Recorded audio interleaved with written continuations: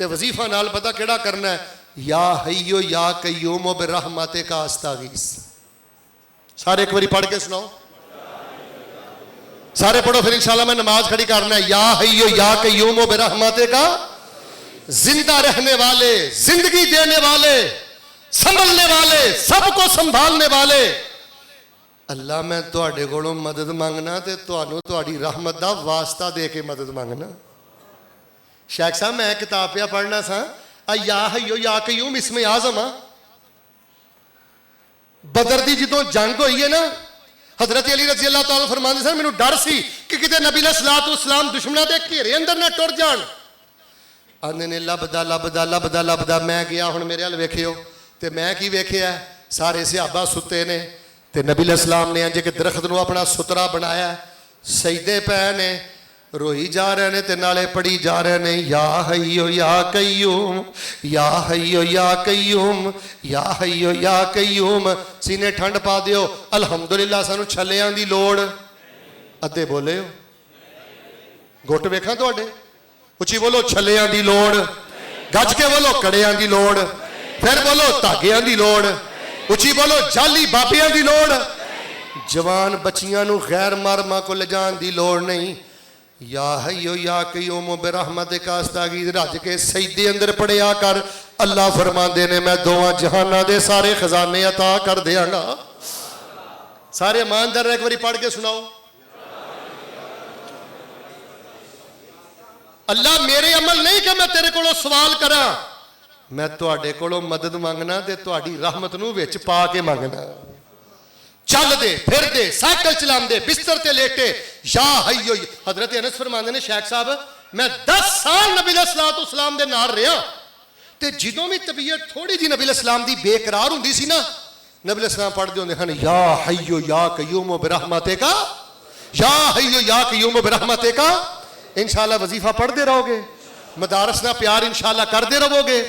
हजरत अकरम ज़ाहिद साहब हाफिज़हुल्लाह ताला, अशरफ शहजाद साहब हाफिज़हुल्लाह ताला, इन्होंने मिलो, पूछो शेख साहब यतीम बच्चे किहड़े ने, इस बच्चे की कफालत मेरे जिम्मे, इस बच्चे की कफालत मेरे जिम्मे, किन्ने असातिज़ा पढ़ाते हैं, इस असातिज़ा की खिदमत मेरे जिम्मे। और वक्त गुजर जाना जे, दीन नू सपोर्ट करो। अल्लाह दे हुजूर मैं दुआ करना, अल्लाह मदारस दी मोहब्बत नसीब फरमा। या हय्यो या कय्यूम बिरहमतिक का नस्तगीस, अल्लाह कसरत ना पढ़न दी तौफीक अता फरमा। इंशाअल्लाह पढ़ते रहोगे ना वजीफा, हाथ खड़ा करो, हो केड़ा केड़ा पढ़ेगा।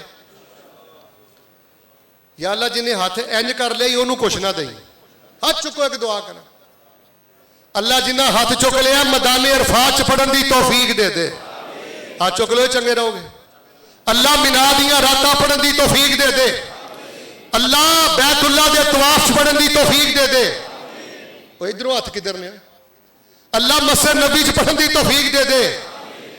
सानू छल्लियां दी लोड़, बिल्कुल अपना अकीदा रब अगे पेश करो। छल्लियां दी लोड़, कड़ियां दी लोड़, धागियां दी लोड़, जाली बाबियां दी लोड़, दरबारा कबरों की लोड़।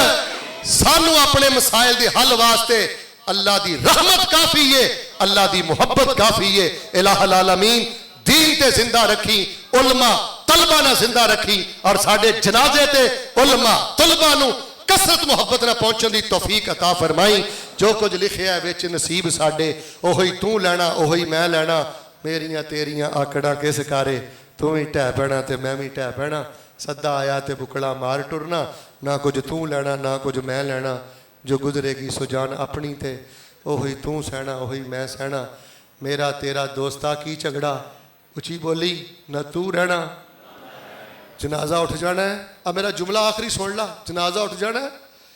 जिदन तेरे बारे पता लगे ना फलाना फौत हो गया, हर जुबान कवे तालिब इल्मा दा मुहसन फौत हो गया, उलमा दा मुहसन फौत हो गया,